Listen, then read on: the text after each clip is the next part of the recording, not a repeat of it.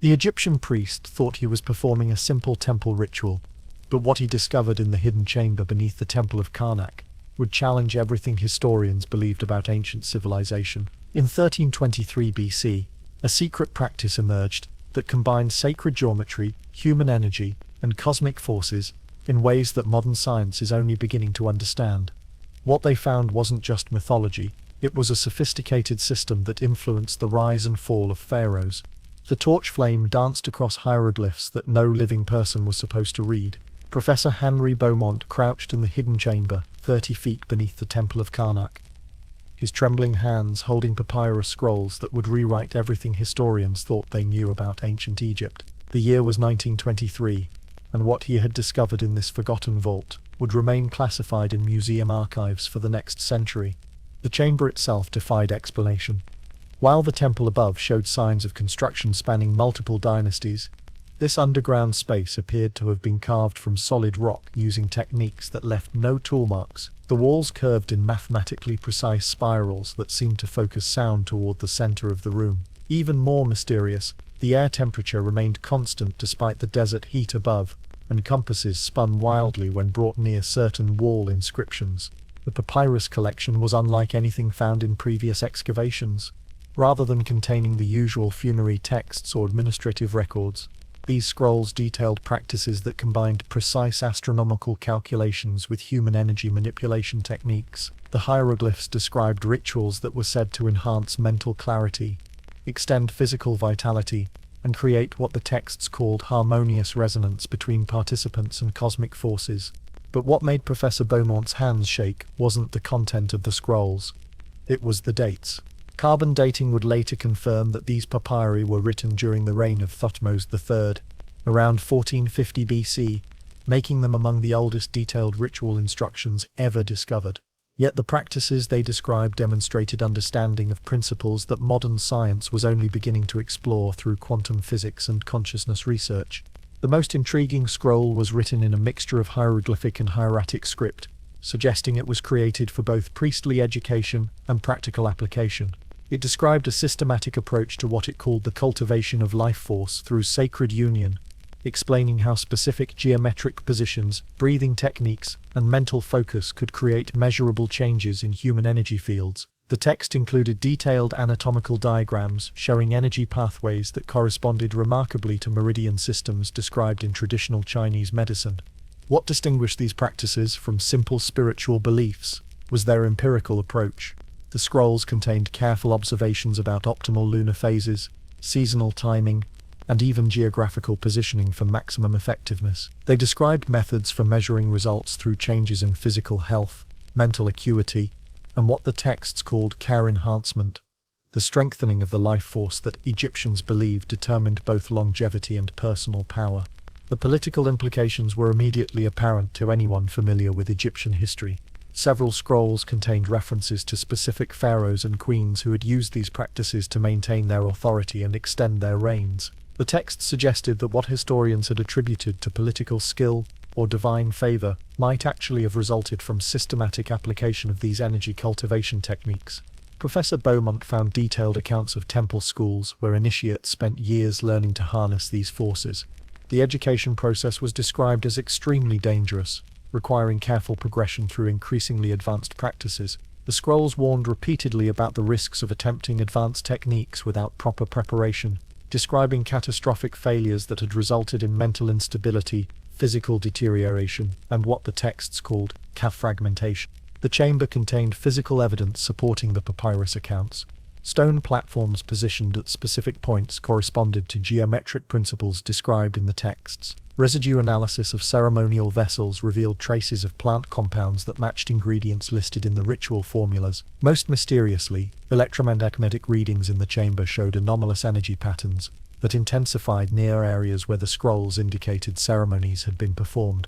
But the discovery that would haunt Professor Beaumont for the rest of his career was a sealed jar containing what appeared to be a complete manual for training temple priestesses in advanced energy practices.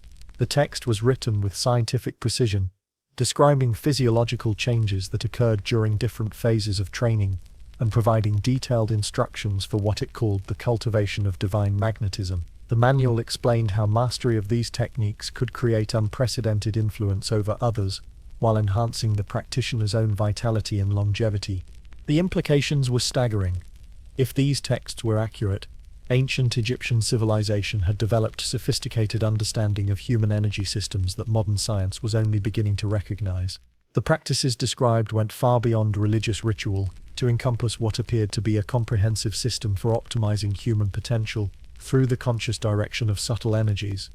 As Professor Beaumont carefully photographed each scroll before sealing them in protective containers, he realized that he held evidence of knowledge that could revolutionize understanding of both ancient history and human capabilities. But he also understood why such information had been hidden in a chamber that required demolishing temple foundations to access. This wasn't just academic discovery, it was dangerous knowledge that could reshape society if it fell into the wrong hands. The torch flame flickered one final time as he prepared to leave the chamber, and in that moment, Professor Beaumont caught sight of a final inscription carved directly into the stone wall. Unlike the other hieroglyphs, this message was written in perfect Greek. What you have found was hidden for good reason. Use this knowledge wisely, for it has toppled kingdoms and elevated the worthy to divine status. But what the scrolls revealed would make Egyptologists question everything they thought they knew about the relationship between ancient wisdom and human potential, and why such knowledge had been systematically suppressed throughout recorded history. The ancient Egyptians didn't see the human body as a simple biological machine. They understood it as a sophisticated energy system that could be measured, enhanced, and directed through precise mathematical principles. What modern physicists are discovering about quantum fields and consciousness, Egyptian temple priests had been mapping for thousands of years through careful observation of what they called the divine architecture of human energy. The concept of Ka wasn't a primitive spiritual belief. It was their term for what contemporary researchers might recognize as the bioelectric field that surrounds every living organism. Egyptian texts describe Ka as having measurable properties that could be strengthened through specific practices and weakened through neglect or misuse. They developed techniques for visualizing this energy field and training practitioners to perceive its fluctuations in themselves and others. The Bay, often translated as soul, was understood as the mobile aspect of human consciousness that could travel beyond the physical body while maintaining connection to the life force. Temple inscriptions describe advanced practitioners who could project their Bay to distant locations, gather information, and influence events through focused intention. What they were describing sounds remarkably similar to what modern parapsychologists study as remote viewing and distant healing phenomena. But the most sophisticated aspect of Egyptian energy science was their understanding of geometric principles that governed how these subtle forces operated. The scrolls from Karnak contain detailed diagrams showing how specific body positions created optimal energy flow patterns. These weren't arbitrary ritual postures. They were precisely calculated arrangements based on mathematical ratios that appear throughout Egyptian architecture and art. The golden ratio, which modern mathematicians recognize as fundamental to natural growth patterns, was used by Egyptian practitioners to determine optimal positioning for energy cultivation practices. They discovered that when human bodies were arranged according to these proportions, the resulting energy field exhibited enhanced coherence and measurable increases in what they called divine resonance. Sacred geometry extended beyond individual practice to include partner work that could amplify results exponentially. The texts describe how two people positioned according to specific geometric principles could create energy patterns that were greater than the sum of their individual fields. They mapped constellation-like arrangements for groups that could generate what they called collective Ka enhancement on a scale that could influence weather patterns and agricultural cycles. The mathematical precision of these practices was remarkable. Egyptian practitioners used astronomical calculations to determine optimal timing for different techniques, understanding that planetary alignments and solar cycles affected the subtle energy environment in measurable ways. They created detailed calendars showing when specific practices would be most effective and when they should be avoided due to unfavorable cosmic conditions. The physiological effects described in the texts correspond to phenomena that modern science is beginning to understand through research into meditation, breathwork, and consciousness states. Egyptian practitioners reported enhanced immune function, increased mental clarity, delayed aging, and what they called divine magnetism, an enhanced ability to influence others through presence alone.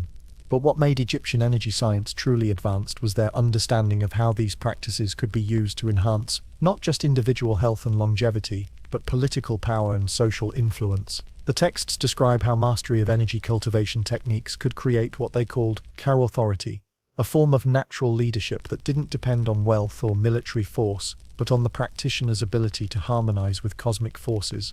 The training process was extremely systematic, requiring years of preparation before students could attempt advanced techniques.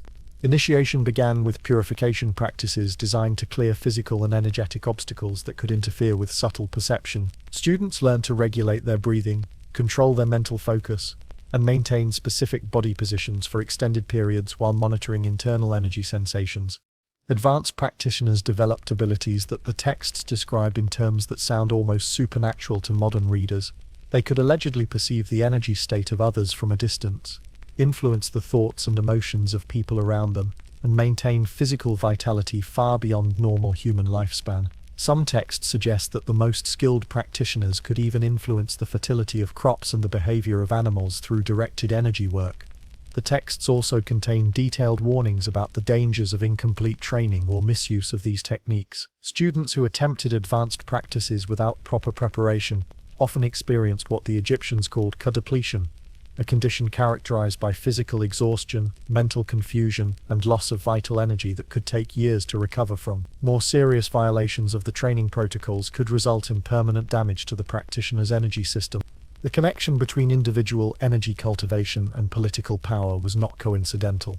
Egyptian pharaohs were required to master these techniques as part of their preparation for leadership, understanding that their ability to maintain Mawet cosmic order and balance depended on their personal energy state. The divine right of kings wasn't just political theory.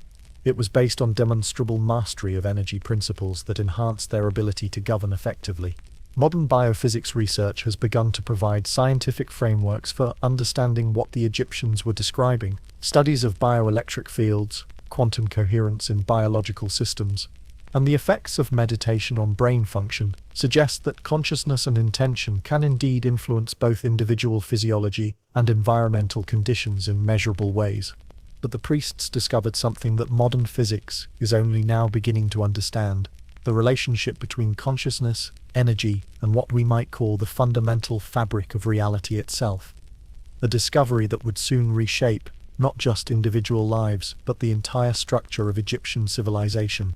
Behind the public ceremonies and towering monuments, ancient Egypt's true power flowed through a secret educational system that trained select individuals to harness forces most people never suspected existed. These temple schools weren't just religious institutions, they were advanced research centers where priest-scientists spent decades perfecting techniques that combined spiritual practice with what can only be described as ancient technology for consciousness enhancement.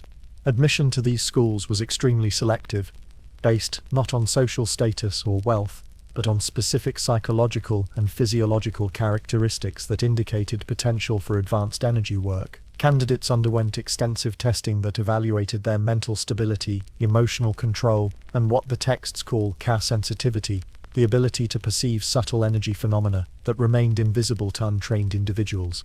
The curriculum was structured as a mystery school system, with carefully guarded levels of instruction. Beginning students spent years learning basic energy cultivation techniques, while being observed for signs of advancement potential or dangerous instability. Only those who demonstrated exceptional aptitude and unwavering psychological balance were permitted to progress to intermediate levels where more powerful practices were taught.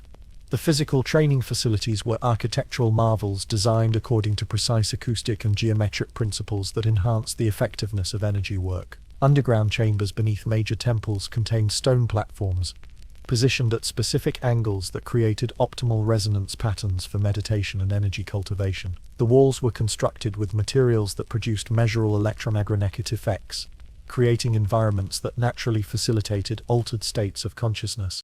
Students learned to manipulate what the Egyptians understood as the fundamental forces underlying physical reality. Advanced curricula included training in what they called projection, the ability to extend consciousness beyond the physical body to gather information or influence distant events. Graduates could allegedly perceive the energy state of individuals from across great distances and even influence the thoughts and emotions of others through focused intention.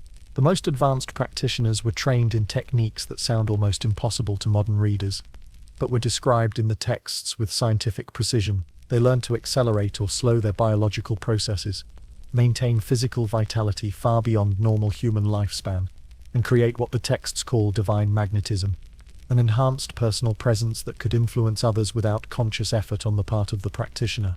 But the knowledge came with profound isolation. Advanced practitioners often found themselves unable to relate to ordinary human concerns and experiences. The text described the psychological burden of possessing capabilities that couldn't be shared with family members or discussed in normal social contexts. Many graduates became permanent residents of temple complexes, serving as advisors to pharaohs while remaining forever separated from conventional human life.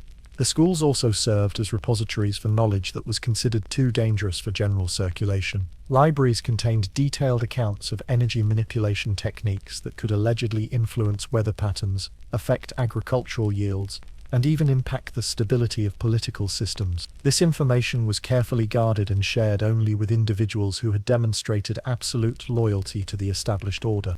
The training process included rigorous psychological preparation designed to prevent misuse of advanced capabilities. Students spent years studying philosophy and ethics before being taught techniques that could potentially harm others. The text emphasized repeatedly that advanced energy work without proper moral foundation inevitably led to personal destruction and often caused collateral damage to innocent people. Female students received specialized training that took advantage of what the Egyptians understood as natural differences in energy patterns between men and women. The texts describe how women could more easily access certain types of subtle energy and achieve states of consciousness that were difficult for male practitioners. This led to the development of specific techniques that could only be effectively practiced by women, creating a separate but equally advanced curriculum for female initiates. The most elite level of training was reserved for individuals who would serve as energy advisors to pharaohs and other high-ranking officials. These practitioners learned to assess the energy state of political situations, identify potential threats through subtle perception, and use energy techniques to enhance the effectiveness of diplomatic negotiations. They essentially functioned as ancient equivalents of psychological warfare specialists, using consciousness-based methods to achieve political objectives. The school system also maintained extensive research programs that studied the effects of different techniques under varying conditions. Students were required to keep detailed records of their practice sessions, noting the relationship between energy work and changes in physical health, mental clarity, and what they called kaya authority, the ability to influence others through presence alone. This data was collected and analyzed to refine training methods and develop new techniques. But the most closely guarded secret of the temple schools was their research into what they called collective kaya enhancement, techniques that could amplify individual abilities through group practice. Advanced practitioners could allegedly combine their energy fields to create effects that were far greater than the sum of their individual capabilities. The text suggests that small groups of skilled practitioners could influence weather patterns, agricultural cycles, and even the outcome of military conflicts through coordinated energy work. The schools maintained communication networks that spanned the entire Egyptian empire and extended into neighboring civilizations. Graduates served as intelligence agents who could gather information through subtle perception techniques that were undetectable by conventional security measures. They created what amounted to an ancient espionage system based on consciousness-directed information gathering rather than traditional spying methods. The decline of these institutions began when political changes made it dangerous to possess knowledge that could threaten established power structures. As Egypt came under foreign influence, rulers became suspicious of practitioners whose abilities might be used against them. The schools gradually went underground, hiding their knowledge in coded texts and symbolic representations that could be understood only by those who already possessed the proper training. What they didn't know was that this power would soon reshape the political landscape of Egypt in ways that would make energy cultivation techniques not just spiritually significant, but essential for survival in a world where conventional forms of authority were rapidly becoming inadequate for maintaining control over increasingly complex civilizations. Queen Nefertiti's legendary beauty wasn't the gift of favorable genetics. It was the result of systematic application of energy cultivation techniques that maintained her physical vitality and enhanced her political influence for decades beyond what should have been possible in the ancient world. Archaeological evidence suggests that her reign lasted far longer than traditional historians acknowledge, and her power extended far beyond what could be explained by conventional political alliances. The famous limestone bust of Nefertiti, discovered in 1912, reveals details that become significant when viewed through the lens of Egyptian energy science. The precise proportions of her features correspond exactly to mathematical ratios described in temple texts as optimal for care cultivation. Her elongated neck, high cheekbones and symmetrical facial structure weren't just aesthetic ideals, they were physical markers, indicating mastery of practices that could literally reshape human physiology over time. Recent analysis of her mummy, tentatively identified as the younger lady found in tomb KV35, reveals bone density and tissue characteristics that suggest she maintained physical condition equivalent to someone decades younger than her chronological age at death. Chemical analysis of hair samples shows mineral compositions that indicate a diet supplemented with substances mentioned in energy cultivation texts as enhancing longevity and mental clarity. But Nefertiti's true power wasn't physical. It was her mastery of what Egyptian texts call divine magnetism. Contemporary accounts describe her ability to influence people through presence alone, creating responses that went far beyond normal charisma or political skill. Foreign diplomats who met her reported experiencing profound psychological effects that lasted for months after their encounters, describing sensations of enhanced mental clarity, combined with intense loyalty to Egyptian interests. Her training in temple schools had begun in childhood, when she was identified as possessing rare sensitivity to subtle energy phenomena. Unlike most royal women who received ceremonial religious instruction, Nefertiti underwent the complete priest-scientist curriculum, mastering techniques that were normally reserved for male initiates, destined for the highest levels of the religious hierarchy. The political implications of her abilities became apparent during the religious revolution, led by her husband Akhenaten. While traditional histories attribute the dramatic changes to the pharaoh's theological insights, temple records suggest that Nefertiti's energy cultivation skills were essential for maintaining popular support during a period of unprecedented religious and social upheaval. She used her abilities to create what the texts describe as resonance, with large groups, generating mass psychological effects that prevented the civil unrest that should have resulted from such radical changes. Her influence over Akhenaten himself appears to have been based on sophisticated application of partner energy cultivation techniques described in the advanced temple school curricula. The unusual artistic representations of their relationship, showing levels of physical intimacy that were unprecedented in royal iconography, may actually document their use of specific geometric positioning and breathing techniques that enhanced their combined energy fields.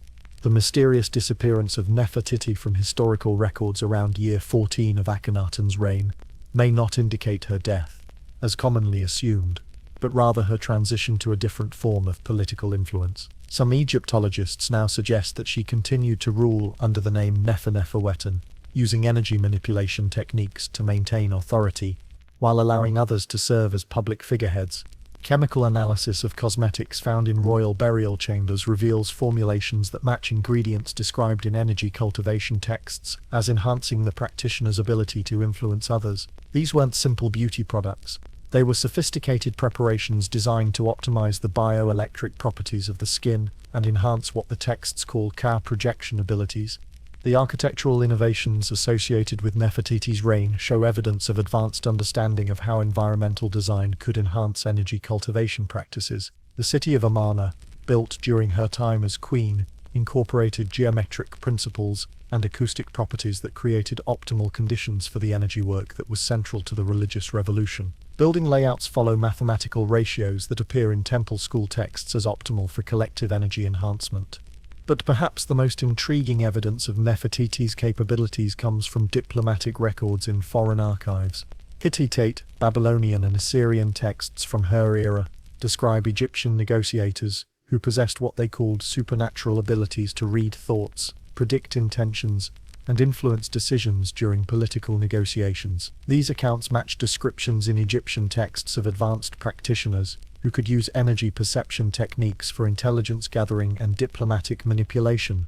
The training required to achieve such capabilities was extremely demanding and potentially dangerous. Temple texts warn repeatedly about the psychological risks associated with advanced energy work, describing cases where practitioners had experienced what they called fragmentation, a condition that could result in mental instability, physical deterioration, and loss of normal human emotional connections. Nefertiti's success in mastering these techniques without apparent negative consequences suggests she possessed rare psychological stability and received exceptionally skilled instruction. The texts indicate that only a few individuals in each generation could safely attempt the most advanced practices, and even fewer could maintain the psychological balance necessary for long-term political leadership while wielding such capabilities. Her influence on subsequent Egyptian queens is evident in archaeological remains showing that later royal women attempted to replicate her practices. However, most seem to have achieved only partial success, lacking either the natural aptitude or proper training necessary for full mastery of the techniques that had made Nefertiti so remarkably effective. The ultimate fate of her knowledge remains mysterious. Some scholars suggest that she established a secret school for training royal women in energy cultivation techniques, while others believe that her abilities died with her when the political situation made such practices too dangerous to continue. Recently discovered papyri suggest that some of her techniques were preserved in coded form and transmitted through underground networks that survived the collapse of the Amarna period. But her knowledge came with a price that would ultimately destroy her dynasty, as the very abilities that had made her politically invincible also created enemies who understood that conventional methods of opposition would never be sufficient to challenge someone who had mastered the deepest secrets of human consciousness and energy manipulation. Pharaoh Akhenaten's transformation of Egyptian religion wasn't the result of divine revelation. It was the practical application of energy cultivation techniques that required abandoning traditional polytheistic practices in favor of focused consciousness work that could only be effective performed through monotheistic mental concentration. What historians have interpreted as theological innovation was actually a sophisticated attempt to optimize human energy systems on a civilization-wide scale. The move to worship Aten, the solar disk, wasn't arbitrary religious choice, but reflected advanced understanding of how solar radiation interacted with human bioelectric fields. Temple school texts described the sun as the primary source of what they called cosmic K, the universal life force that powered all biological and consciousness processes. Akhenaten's revolution was essentially an attempt to restructure Egyptian society around scientifically optimal energy cultivation practices, rather than traditional ceremonial religion. The dramatic artistic changes associated with his reign, the elongated skulls, curved spines, and unusual body proportions shown in Amarna period art, weren't stylistic innovations but documentary evidence of physiological changes that occurred in practitioners of advanced energy work. The royal family's unusual physical characteristics match descriptions in temple texts of biological modifications that resulted from intensive Ka cultivation practice. Archaeological evidence from Amarna reveals that the new capital was designed as a massive energy cultivation facility rather than a conventional city. The layout follows geometric principles described in temple school curricula as optimal for collective energy enhancement. Building orientations were calculated to maximize exposure to specific solar angles that the texts identify as most beneficial for human energy field optimization. The religious revolution created unprecedented social upheaval because it required ordinary Egyptians to abandon familiar religious practices in favor of techniques that demanded levels of mental discipline and psychological preparation that most people weren't equipped to handle. Traditional Egyptian religion had allowed individuals to participate through external rituals and offerings, but Akhenaten's system required direct personal engagement with consciousness-altering practices that many found disturbing or impossible to master. The resistance to his reforms wasn't just religious conservatism.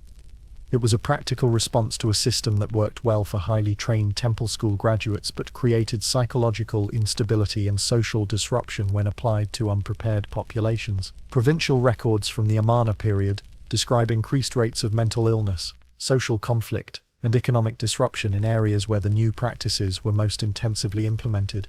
Nefertiti's role in the revolution becomes clear when viewed through the lens of energy cultivation science. Her abilities in what the texts call collective Ka harmonization were essential for maintaining popular support during the transition period. She used group energy techniques to create mass psychological effects that prevented the civil unrest that should have resulted from such radical religious and social changes. The famous Great Hymn to the Aten attributed to Akhenaten contains detailed descriptions of energy cultivation techniques, disguised as religious poetry. Lines that seem to be praising solar worship actually describe specific breathing patterns, visualization methods, and consciousness-focusing techniques that correspond to advanced practices documented in temple school texts. The hymn functioned as both propaganda and training manual for the new system. But the revolution's most radical aspect was its attempt to democratize knowledge that had previously been restricted to small groups of highly trained specialists. Akhenaten believed that energy cultivation techniques could be simplified and adapted for mass use, creating a society where ordinary people could access capabilities that had been reserved for the priestly elite. This was simultaneously idealistic and incredibly dangerous. The political implications were staggering. Traditional Egyptian power structures depended on restricting advanced knowledge to small groups who used their capabilities to maintain authority over the general population. By attempting to spread energy cultivation techniques more widely, Akhenaten was essentially threatening to destroy the foundation of Egyptian civilization as it had existed for thousands of years. Foreign powers quickly recognized the implications of the Egyptian experiment. Diplomatic correspondence from neighboring kingdoms reveals growing concern about reports of Egyptian citizens displaying unusual capabilities in diplomatic and military contexts. Some letters describe Egyptian negotiators who seemed to be able to read thoughts and predict intentions, while military reports mention Egyptian soldiers who showed enhanced physical endurance and coordination that gave them significant advantages in combat. The medical text from Amarna period shows sophisticated understanding of how energy cultivation practices affected human physiology. Court physicians documented changes in brain function, hormone levels, and immune system response in individuals who practiced the new techniques. They also recorded negative effects in people who attempted advanced practices without proper preparation, including cases of what they called poisoning, a condition characterized by psychological instability and physical deterioration. The technological innovations associated with Akhenaten's reign suggest that energy cultivation practices were being used to enhance creative and intellectual capabilities. Artistic techniques, architectural methods, and even agricultural innovations from this period show levels of sophistication that weren't achieved again until much later periods. The practitioners weren't just becoming spiritually advanced, they were becoming more intelligent and creative in practical, measurable ways. But the most dangerous aspect of the revolution was its effect on Egypt's traditional enemies. The systematic enhancement of human capabilities through energy cultivation techniques was creating a population that possessed significant advantages over neighbors who relied on conventional methods of military, economic, and political competition. This made Egypt simultaneously more powerful and more vulnerable, as other civilizations began to view Egyptian capabilities as existential threats, requiring coordinated response. The diplomatic records from this period show increased coordination between traditionally hostile neighboring powers, all focused on containing what they saw as the Egyptian threat. Trade relationships that had been stable for centuries began to deteriorate as foreign merchants reported disturbing encounters with Egyptians who seemed to possess supernatural abilities to detect deception and manipulate negotiations. Religious authorities throughout the region began to denounce Egyptian practices as dangerous witchcraft that threatened divine order. This wasn't just theological disagreement, it was recognition that energy cultivation techniques represented a form of human enhancement that could destabilize existing power relationships throughout the ancient world. What the priests feared most was about to happen: the systematic application of consciousness enhancement techniques to an entire civilization, creating capabilities that would either elevate humanity to unprecedented heights or destroy the social foundations that made organized civilization possible in the first place. The boy king who inherited the throne at age 9 was caught between two incompatible systems of power: the traditional Egyptian religious structure that his advisors demanded he restore, and the advanced energy cultivation techniques that his royal education had trained him to use. The artifacts found in his tomb tell a story that historians have been afraid to interpret. Tutankhamun died attempting to synthesize ancient and revolutionary approaches to consciousness enhancement, and the experiment killed him. Recent CT scan analysis of Tutankhamun's mummy reveals injury patterns that don't match any known form of ancient warfare or accident. The damage to his skull and chest cavity suggests exposure to some form of energy that could penetrate tissue without leaving external marks. Temple texts describe similar injuries occurring in practitioners who attempted advanced energy cultivation techniques without proper preparation or supervision. The treasures buried with the young pharaoh include items that have never been adequately explained by conventional archaeology. Several golden objects show geometric patterns that correspond exactly to diagrams in temple school texts describing apparatus used for energy cultivation training. Chemical analysis of these items reveals they were constructed from alloys that create measurable electromagnetic effects when properly arranged. Among the most intriguing discoveries was a collection of papyrus scrolls found in sealed containers within the tomb's innermost chamber. These texts, which have been largely kept from public view, contain detailed accounts of Tutankhamun's attempts to master energy techniques that had been abandoned during the religious counter-revolution that followed Akhenaten's death. The scrolls suggest that the young king was conducting dangerous experiments in consciousness manipulation, without the guidance that such practices required. The medical evidence from his mummification process reveals chemical traces of substances that appear in temple texts as ingredients used in advanced energy cultivation practices. These weren't typical embalming materials. They were compounds described as enhancing the practitioner's ability to perceive and manipulate subtle energy fields. The presence of these substances in his remains suggests he was actively using such techniques at the time of his death. Tutankhamun's restoration of traditional Egyptian religion wasn't a simple return to the old ways. It was an attempt to integrate the energy cultivation knowledge developed during the Amarna period with the stable religious framework that had maintained Egyptian civilization for millennia. This required synthesizing practices that had never been designed to work together, creating unprecedented risks for anyone attempting such integration. The political situation made his experiments even more dangerous. The traditional priestly establishment that had been displaced during Akhenaten's revolution was determined to eliminate all traces of the energy cultivation techniques that had threatened their authority. They saw Tutankhamun's attempts at synthesis as continued heresy that needed to be stopped regardless of the consequences for the young king's survival. Archaeological evidence from his tomb suggests that he was working with a small group of advisors who possessed advanced knowledge of energy cultivation techniques. Several secondary burials in the tomb complex contain individuals whose remains show evidence of similar energy-related injuries, suggesting that multiple people were involved in the experiments that ultimately killed the pharaoh. The famous golden mask of Tutankhamun incorporates design elements that serve functional purposes in energy cultivation work. The geometric proportions of the face, the positioning of decorative elements, and even the choice of materials reflect sophisticated understanding of how physical objects could be used to enhance consciousness-altering practices. The mask wasn't just ceremonial art. It was advanced technology disguised as religious symbolism.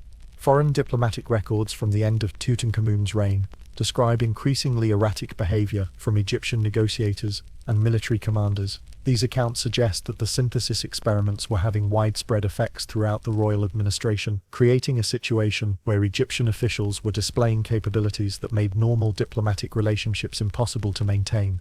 The weapons found in Tutankhamun's tomb include items that show evidence of use in contexts that don't match conventional military applications.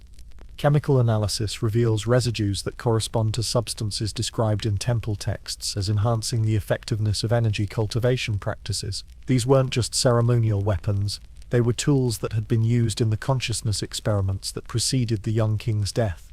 The restoration inscriptions commissioned during Tutankhamun's reign contain coded references to energy cultivation techniques embedded within seemingly conventional religious language. These texts describe the pharaoh's attempts to restore the divine order through practices that involved harmonizing the K of heaven and earth, language that appears in temple school curricula as descriptions of advanced energy work.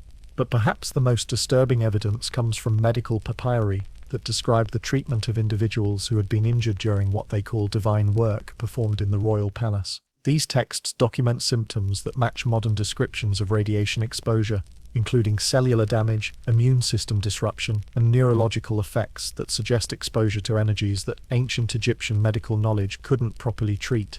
The circumstances of Tutankhamun's death remain mysterious, because the people who understood what had happened were either dead or had strong motivation to conceal the truth. The traditional priesthood needed to eliminate evidence of energy cultivation experiments that contradicted their religious authority, while foreign powers had strategic reasons to prevent Egyptian techniques from being fully understood or replicated.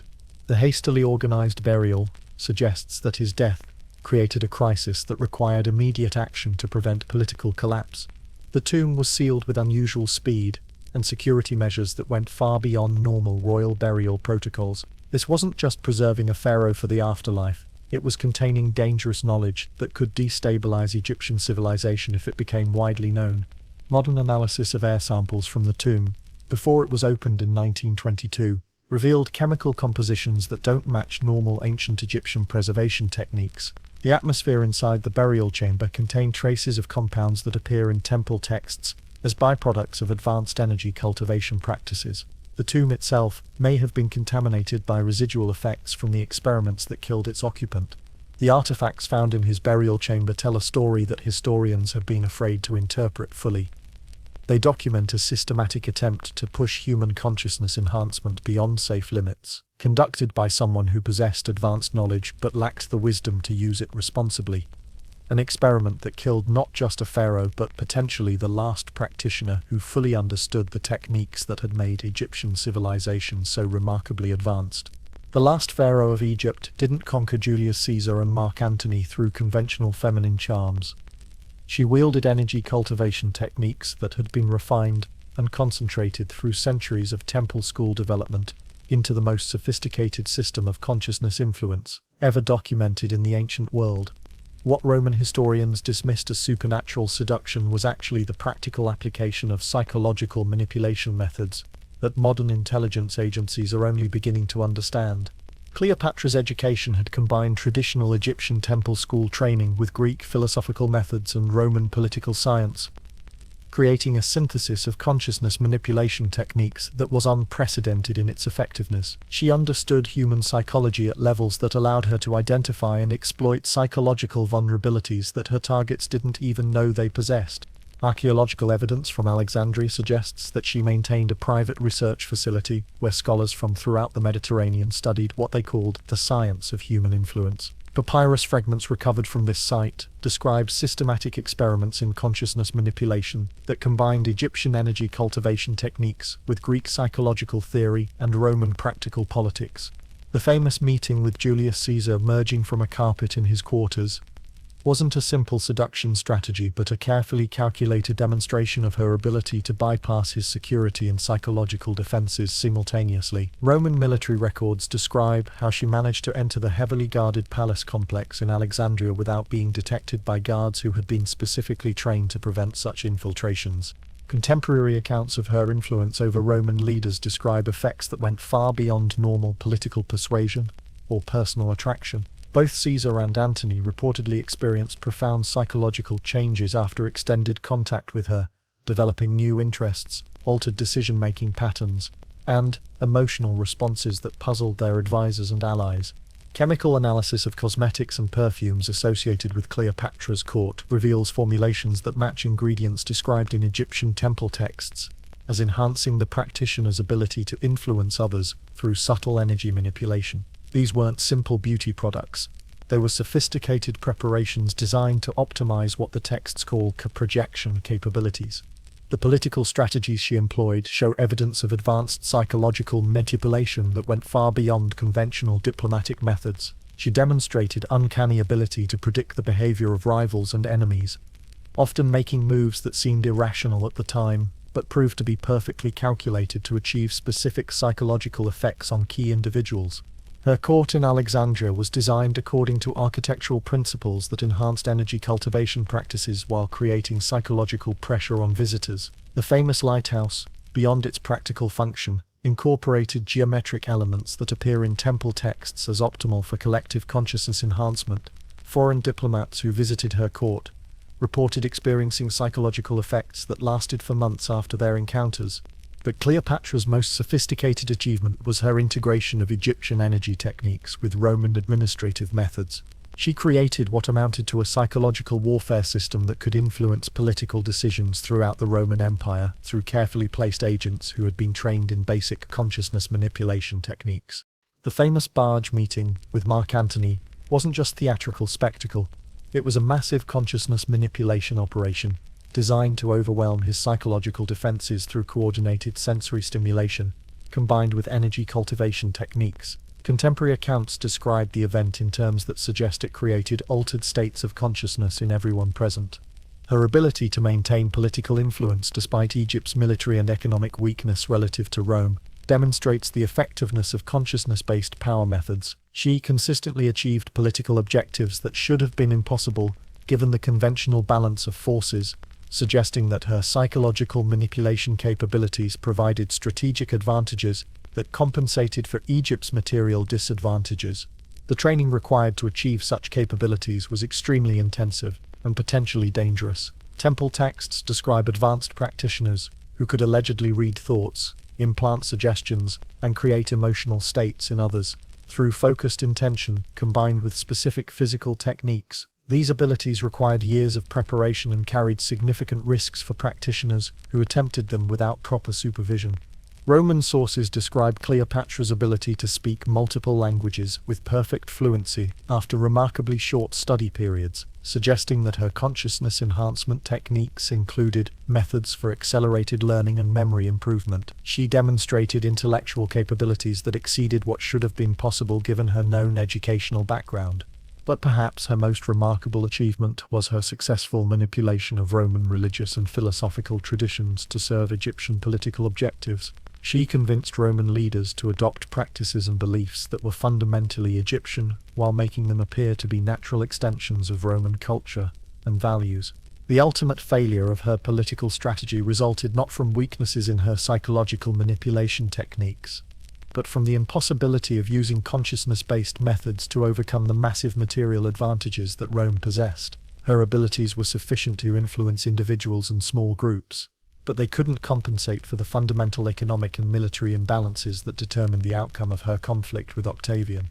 The circumstances of her death remain mysterious, but contemporary accounts suggest that she retained her consciousness manipulation abilities until the end. Roman guards who were present during her final hours reported experiencing psychological effects that made them unable to provide coherent accounts of what actually happened, suggesting that she used her techniques to maintain control over her death in ways that prevented her enemies from fully understanding her capabilities.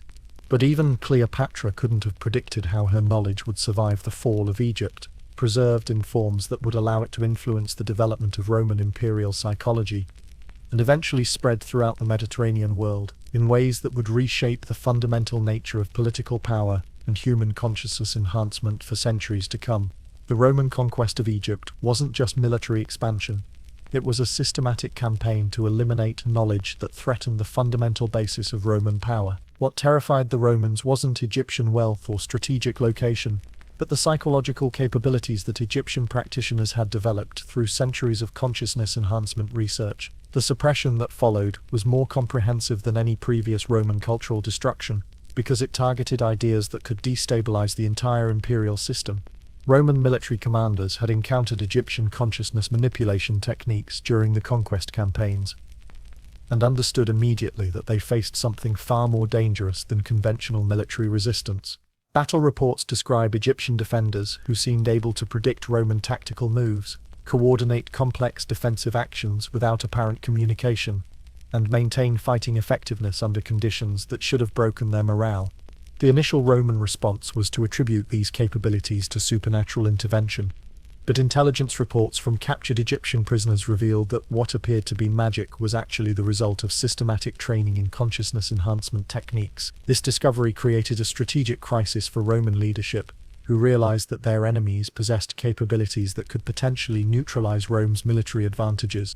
Emperor Augustus personally ordered the systematic destruction of Egyptian temple schools, and the execution or deportation of anyone who possessed advanced knowledge of consciousness manipulation techniques. This wasn't religious persecution. It was preventive warfare designed to eliminate capabilities that could threaten Roman control over the entire Mediterranean region. The suppression campaign was more thorough than any previous Roman cultural destruction. Temple libraries were burned, practitioners were hunted down and eliminated, and even architectural structures that could facilitate consciousness enhancement practices were demolished. Roman engineers studied Egyptian building techniques specifically to identify and destroy elements that served consciousness cultivation purposes. But the Romans quickly discovered that simply destroying the knowledge wasn't sufficient. They needed to understand it well enough to defend against practitioners who might have escaped the initial suppression. This led to the creation of secret Roman research programs that attempted to reconstruct Egyptian techniques while preventing their use against Roman interests. The most sophisticated Roman response was the development of what might be called psychological counterintelligence methods. Roman administrators learned to identify the signs of consciousness manipulation and developed protocols for resisting techniques that Egyptian practitioners might attempt to use against Roman officials. This required Roman personnel to receive limited training in consciousness cultivation methods, enough to recognize and resist them, but not enough to master them independently. Archaeological evidence from Roman sites in Egypt reveals systematic modification of captured Egyptian facilities to prevent their use for consciousness enhancement purposes. Temples were rebuilt with architectural changes that disrupted the acoustic and geometric properties that had made them effective for group consciousness work. The modifications were subtle but precise, suggesting that Roman engineers had developed sophisticated understanding of how physical environments affected consciousness manipulation practices. The Roman legal system was modified to criminalize activities related to consciousness enhancement, but the laws were written in ways that avoided explicit description of the prohibited techniques. This created a legal framework for suppressing the knowledge while preventing its spread through the legal code itself. Anyone caught practicing consciousness manipulation could be prosecuted without the evidence being presented in ways that might educate other potential practitioners. But the most effective Roman suppression technique was the co-optation and corruption of Egyptian knowledge rather than its complete destruction. Roman administrators identified Egyptian practitioners who were willing to modify their techniques for Roman purposes, creating a version of consciousness manipulation that served imperial interests rather than threatening them.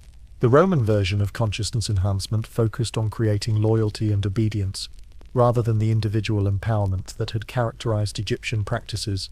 Roman techniques were designed to make citizens more compliant and soldiers more disciplined, while Egyptian methods had emphasized personal development and enhanced individual capabilities.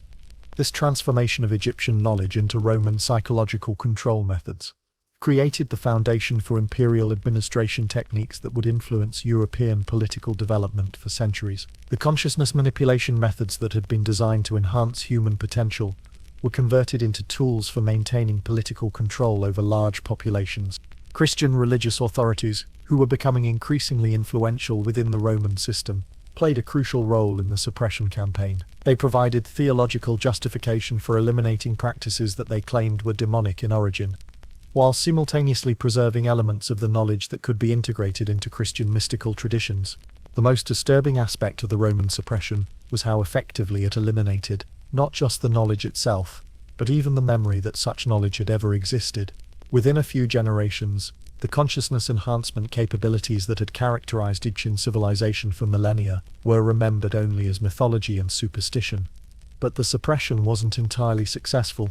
Roman intelligence reports from throughout the empire describe isolated incidents involving individuals who displayed capabilities that matched descriptions of Egyptian consciousness manipulation techniques. These practitioners appeared to be operating independently, suggesting that some knowledge had survived the systematic destruction of Egyptian temple schools.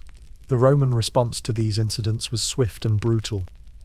Anyone suspected of possessing Egyptian consciousness manipulation knowledge was eliminated immediately, without trial or investigation. This created a climate of fear that prevented any attempted reconstruction of the suppressed techniques, while ensuring that even fragmentary knowledge remained hidden from Roman authorities. The psychological effects of the suppression campaign extended far beyond its immediate objectives. By demonstrating that knowledge itself could be successfully eliminated through systematic violence, the Romans established precedents for information control that would influence authoritarian systems throughout subsequent history. But some of the knowledge survived in the most unexpected places, preserved by people who understood that the techniques were too valuable to allow their complete destruction. Even if practicing them had become impossible under Roman occupation, these survivors would find ways to transmit fragments of Egyptian consciousness enhancement methods through coded teachings that could survive centuries of suppression, while waiting for political conditions that would allow their reconstruction and application. What the Church Fathers discovered in the ruins of Egyptian temple schools would fundamentally transform Christianity from a simple message of salvation into a sophisticated system that combined spiritual practice with techniques for consciousness alteration that bore unmistakable resemblance to the energy cultivation methods they had supposedly eliminated. The early Christian mystical traditions weren't purely theological developments. They were careful adaptations of Egyptian consciousness enhancement techniques disguised as religious practices. The desert fathers who retreated to the Egyptian wilderness weren't just seeking spiritual purification.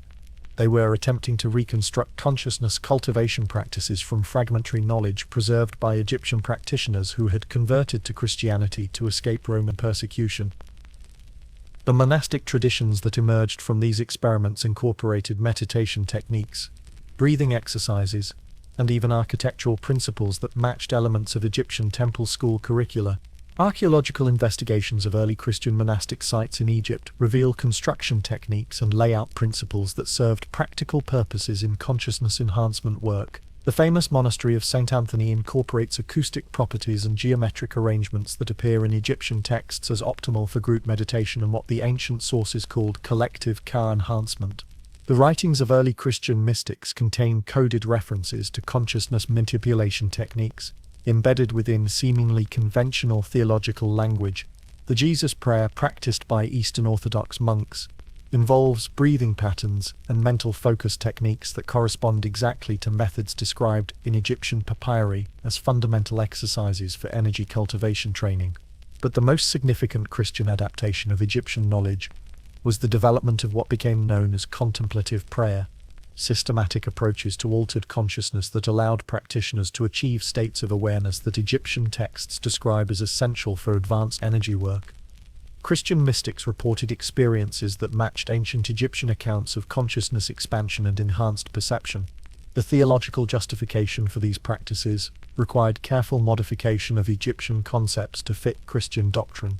What Egyptians had understood as ka cultivation became union with the divine.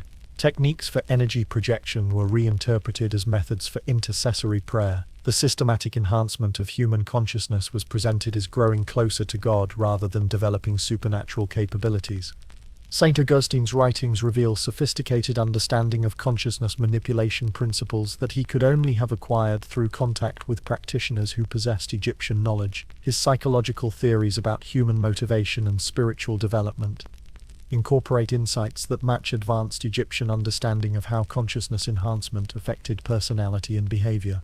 The monastic rules established by early Christian authorities were designed to create optimal conditions for consciousness cultivation, while maintaining the appearance of conventional religious discipline. Requirements for specific sleeping and eating patterns, scheduled meditation periods, and even architectural details of monastic cells reflected practical knowledge about how environmental factors affected the effectiveness of consciousness enhancement practices.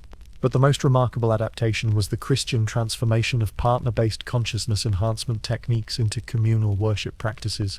Egyptian methods that had been designed for individual or small group energy cultivation were modified to work with larger congregations, creating forms of group consciousness experience that could affect entire communities. The development of Christian mystical theology required extensive contact with Egyptian practitioners who possessed advanced knowledge but were willing to integrate their techniques with Christian beliefs. These individuals, often referred to in early Christian sources as reformed magicians or converted philosophers, served as bridges between Egyptian consciousness science and Christian spiritual mashal. The suppression of Gnostic Christianity was partially motivated by concerns that certain Gnostic groups were preserving Egyptian consciousness manipulation techniques in forms that were too recognizable to Roman authorities. The heretical Gnostic texts that were eliminated or hidden often contained explicit descriptions of consciousness enhancement methods that mainstream Christianity had succeeded in disguising more effectively. Archaeological evidence from early Christian sites reveals the continued use of geometric symbols, architectural proportions, and artistic designs that served functional purposes in consciousness cultivation work. These elements were integrated into Christian religious art and architecture in ways that preserved their practical applications, while making them appear to be purely decorative or symbolic. The Christian development of spiritual direction, the practice of experienced mystics guiding beginners through consciousness enhancement training, was directly adapted from Egyptian temple school methods for supervising students who were learning dangerous techniques. The terminology changed, but the practical procedures remained remarkably similar to ancient Egyptian training protocols. But perhaps the most significant Christian preservation of Egyptian knowledge was the development of systematic approaches to what modern psychology would recognize as altered states of consciousness. Christian mystical practices created reliable methods for achieving psychological states that enhanced memory, increased creative capabilities, and provided access to forms of intuitive knowledge that exceeded normal human cognitive abilities. The theological controversies that dominated early Christian development often reflected conflicts between groups that possessed different levels of understanding about consciousness enhancement techniques.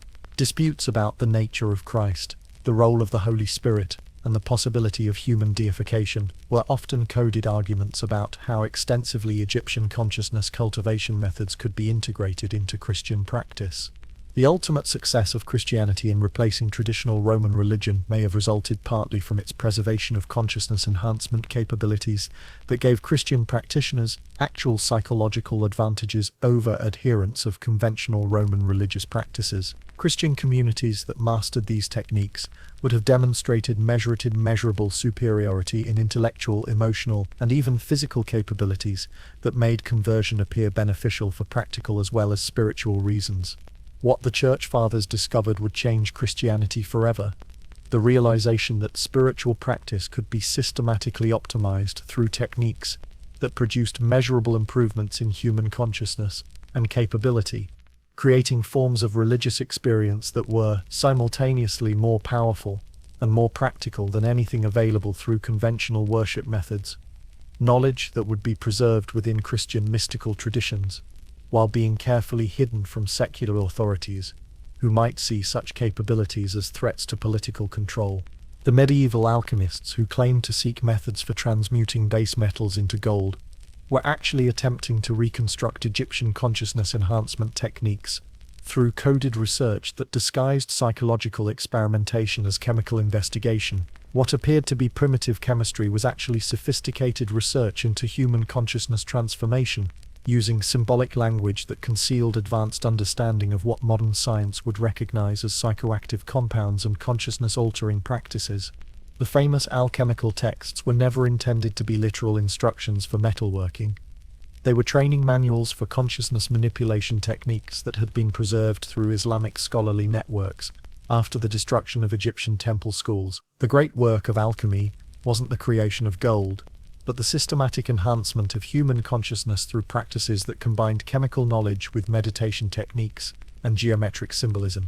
Archaeological investigation of medieval alchemical laboratories reveals equipment and procedures that served purposes in consciousness research rather than conventional chemistry. Distillation apparatus was used to concentrate plant compounds that appear in Egyptian papyri as ingredients for enhancing mental clarity and psychic perception.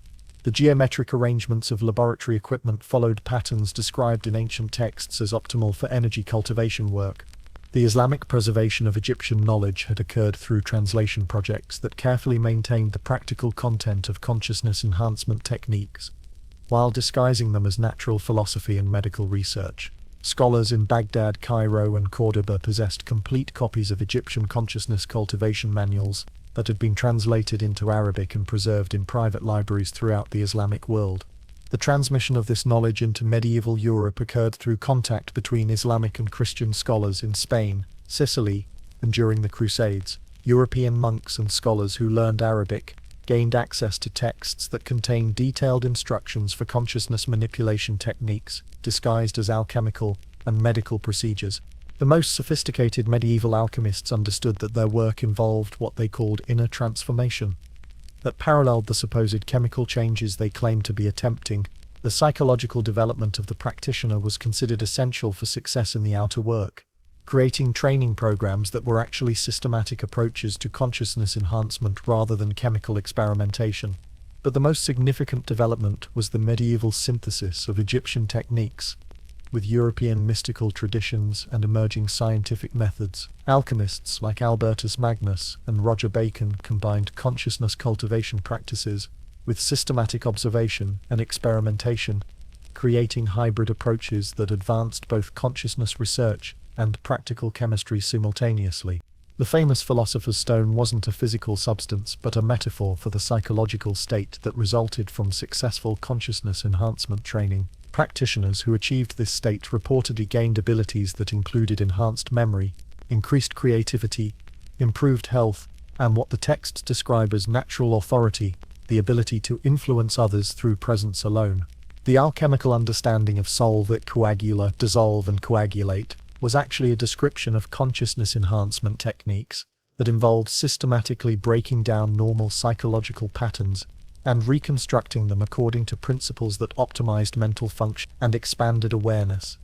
This process required careful psychological preparation and often took years to complete safely. Medieval European courts became centers for alchemical research because rulers recognized that consciousness enhancement techniques could provide strategic advantages in political and military contexts. Kings and nobles who supported alchemical research were often seeking not gold, but methods for enhancing their own capabilities and those of their advisors and military commanders. The Church's ambivalent relationship with alchemy reflected understanding that these practices could be either beneficial or threatening to Christian authority, depending on how they were applied. Church authorities who possessed advanced knowledge often supported alchemical research while working to prevent its use for purposes that might challenge religious or political control. The most dangerous aspect of medieval alchemy was its potential for recreating consciousness manipulation capabilities that could destabilize existing power structures. Practitioners who mastered advanced techniques could potentially influence political decisions, manipulate economic conditions, and even affect military outcomes through methods that were undetectable by conventional security measures.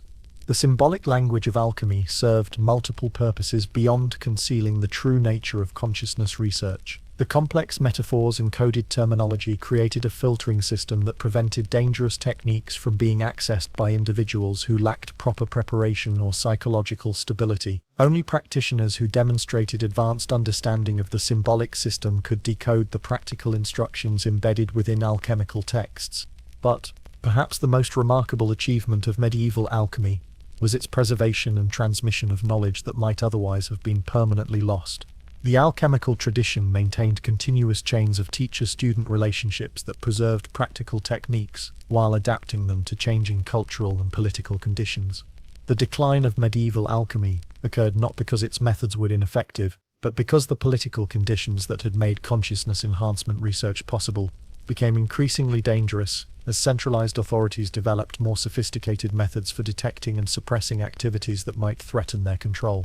The transformation of alchemy into modern chemistry involved the systematic elimination of consciousness enhancement elements, while preserving only the chemical knowledge that served industrial and military purposes.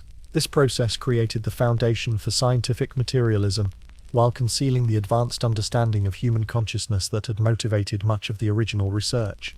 But the most dangerous secret was still hidden in plain sight: the realization that human consciousness could be systematically enhanced through combinations of chemical, geometric, and meditative techniques that were far more sophisticated than anything available through conventional education, religious practice, knowledge that continued to influence European intellectual development through underground networks that preserved fragments of the ancient Egyptian wisdom that had been the ultimate source of alchemical research. The scholars of Renaissance Europe didn't just rediscover classical texts. They gained access to Egyptian consciousness enhancement knowledge that had been carefully preserved through Byzantine, Islamic, and Jewish scholarly networks for over 1,000 years. What historians call the Renaissance was actually a systematic reconstruction of advanced psychological techniques that had been hidden since the Roman suppression of Egyptian temple schools, now emerging in forms that could survive in the changing political and religious environment of early modern Europe. Marsilio Ficino's famous translation of the Corpus Hermeticum wasn't just an academic exercise. It was the public revelation of Egyptian consciousness cultivation techniques that had been transmitted through underground networks since the fall of Alexandria. His natural magic was actually a systematic approach to consciousness enhancement that combined Egyptian energy cultivation methods with Platonic philosophy and emerging scientific methodology. The Medici family's support for esoteric research wasn't motivated by intellectual curiosity. They understood that consciousness enhancement techniques could provide strategic advantages in the complex political environment of Renaissance Italy. Lorenzo de' Medici's private library contained complete Egyptian training manuals that had been acquired through Venetian merchants who maintained contact with Byzantine scholars possessing ancient knowledge. Pico della Mirandola's Oration on the Dignity of Man was actually a coded description of consciousness enhancement capabilities that could be achieved through systematic application of techniques derived from Egyptian, Hermetic, and Kabbalistic traditions. His concept of human beings as capable of unlimited development wasn't philosophical speculation. It was based on practical knowledge of consciousness cultivation methods that could produce measurable improvements in mental and physical capabilities. The architectural innovations of the Renaissance reflected understanding of how environmental design could enhance consciousness cultivation practices. Filippo Brunelleschi's architectural innovations incorporated geometric principles and acoustic properties that appear in Egyptian texts as optimal for individual and group consciousness work. The famous dome of Florence Cathedral creates acoustic effects that facilitate the types of meditation and visualization practices described in ancient consciousness enhancement manuals.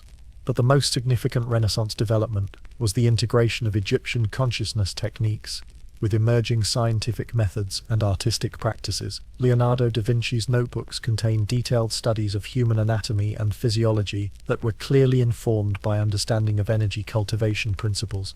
His artistic techniques incorporated methods for creating visual effects that could induce altered states of consciousness in viewers. The Renaissance development of perspective in art wasn't just technical innovation. It was the application of geometric principles that had been used in Egyptian consciousness cultivation for creating visual environments that affected the psychological state of observers. Renaissance artists discovered that specific geometric arrangements could influence the emotions and mental state of people who viewed their work. The scientific revolution that emerged from Renaissance investigations was partially based on consciousness enhancement techniques that allowed researchers to achieve states of enhanced perception and creativity that accelerated the development of new scientific methods. Galileo's astronomical observations, for example, required levels of mental concentration and perceptual acuity that exceeded normal human capabilities. The political implications of Renaissance consciousness research were immediately apparent to both secular and religious authorities. The Inquisition's persecution of natural magicians wasn't just religious conservatism. It was recognition that consciousness enhancement techniques could potentially destabilize existing power structures by creating individuals who possessed capabilities that exceeded conventional methods of social control. The most sophisticated Renaissance practitioners developed what they called operative magic, systematic approaches to consciousness enhancement that could influence external events through focused intention combined with specific ritual procedures. These techniques were essentially reconstructed versions of Egyptian energy cultivation methods that had been adapted for European cultural and political conditions. The Renaissance understanding of sympathies and correspondences was actually sophisticated knowledge about how consciousness could be used to influence physical and social environments. Through methods that appeared supernatural to observers who didn't understand the underlying principles, practitioners learned to achieve practical results through consciousness-based techniques that were undetectable by conventional observation. But perhaps the most remarkable Renaissance achievement was the development of new forms of consciousness enhancement that exceeded what had been possible in ancient Egypt. By combining Egyptian techniques with Greek philosophy, Islamic science, and emerging European methods, Renaissance practitioners created hybrid approaches that were more powerful and more versatile than any previous system.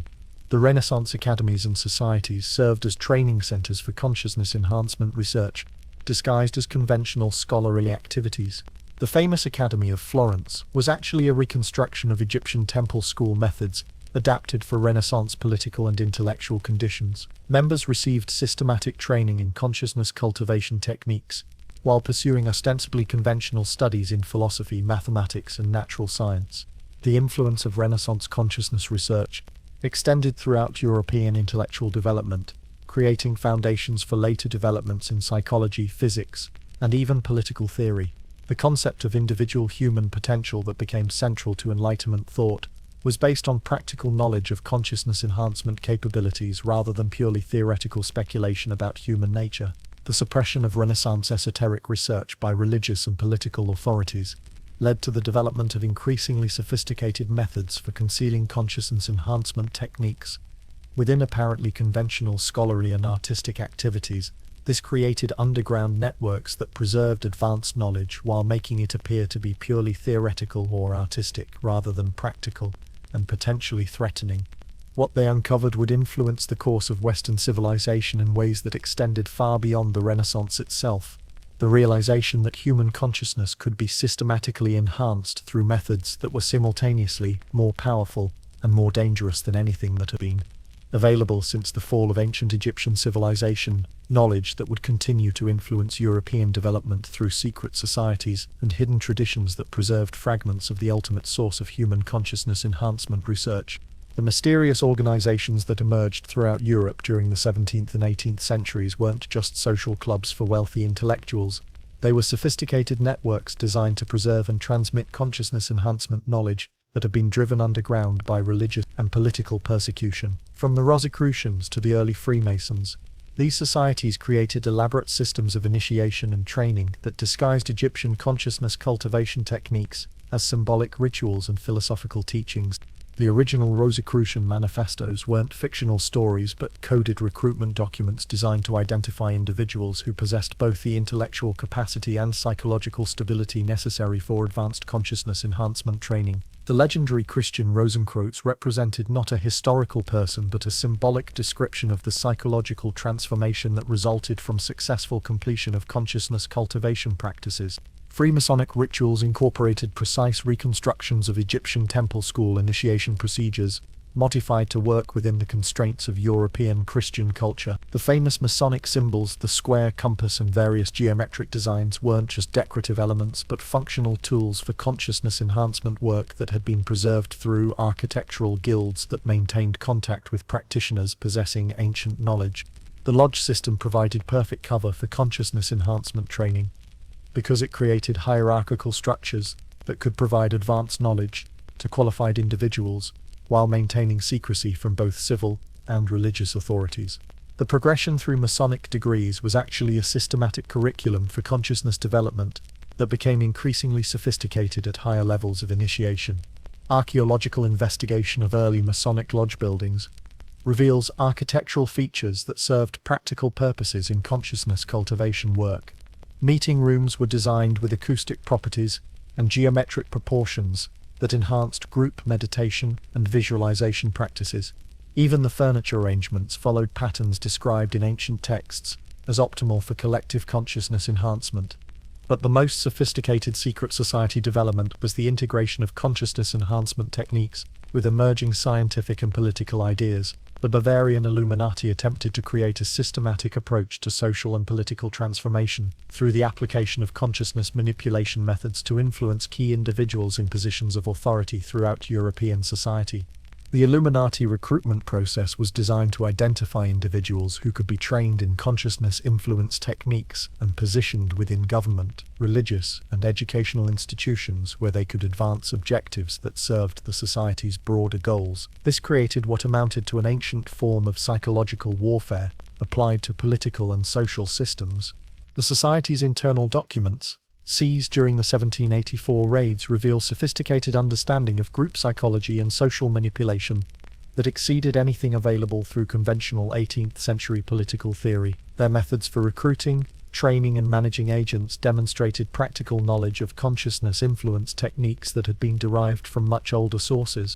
The connection between secret societies and consciousness enhancement research becomes clear when examining the biographical details of key figures who belonged to multiple organizations simultaneously. Individuals like Cagliostro, Saint-Germain, and Swedenborg moved between different societies while maintaining consistent interests in consciousness cultivation practices that transcended the specific theoretical frameworks of adored organizations.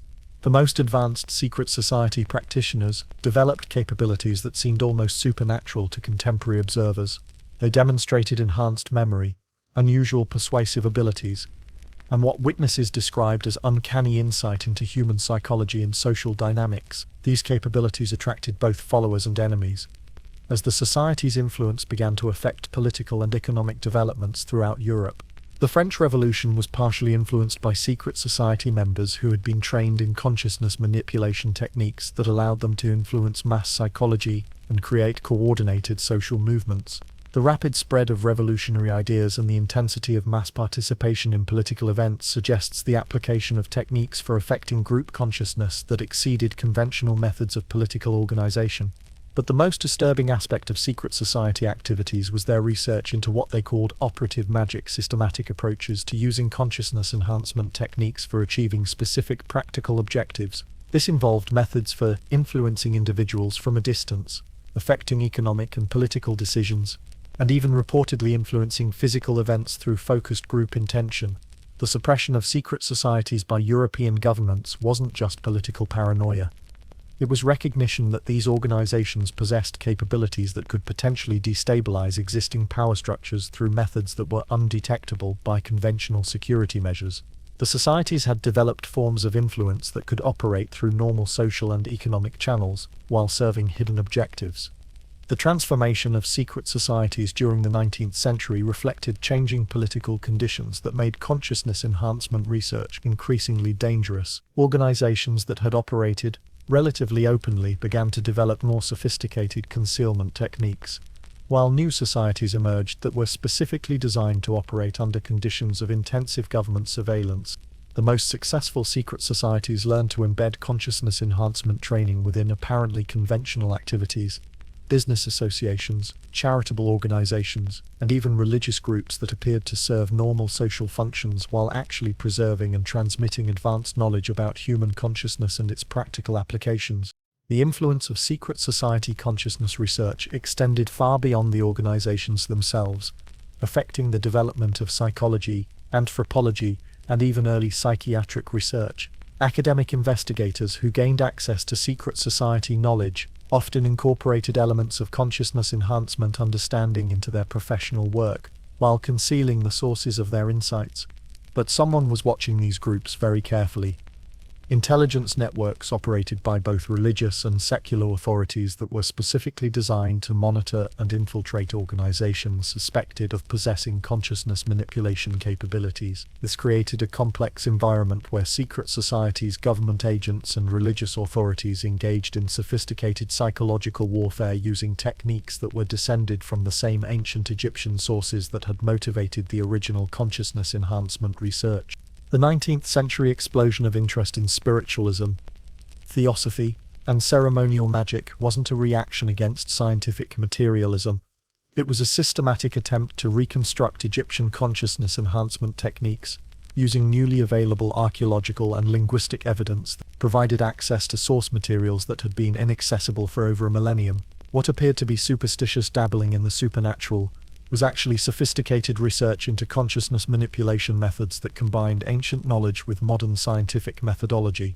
The decipherment of hieroglyphic writing by Jean-François Champollion in 1822 provided researchers with direct access to Egyptian consciousness enhancement texts that had been preserved in temple libraries, but remained unreadable since the fall of ancient Egyptian civilization. For the first time in over 1,000 years, European investigators could study the original source materials that described advanced consciousness cultivation techniques in their complete and systematic form.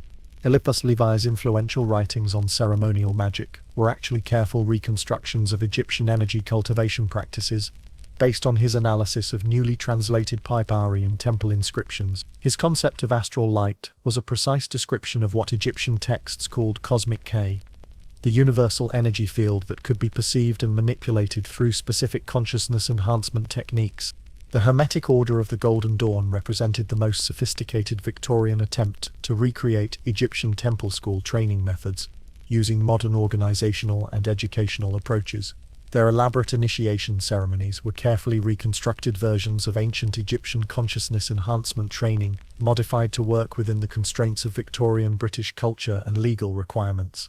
Archaeological evidence from Golden Dawn temples reveals that they incorporated architectural features and ceremonial equipment that matched descriptions in Egyptian consciousness cultivation texts. The organization possessed detailed knowledge about geometric arrangements, acoustic properties, and even chemical preparations that had been used in ancient consciousness enhancement training.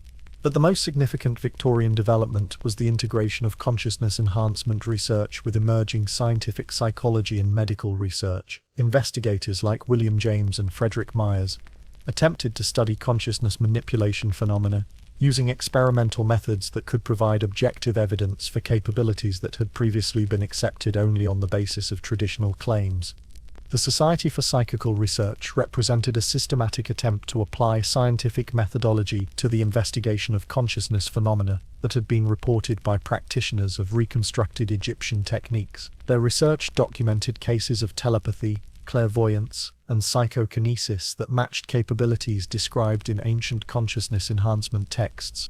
Victorian researchers discovered that consciousness enhancement techniques could be systematized and taught using modern educational methods that were more efficient and safer than traditional approaches that had required years of individual training under the supervision of experienced masters. This democratization of advanced consciousness training created both opportunities and dangers that had never existed in ancient contexts. The most advanced Victorian practitioners achieved results that exceeded what had been possible in previous reconstruction attempts.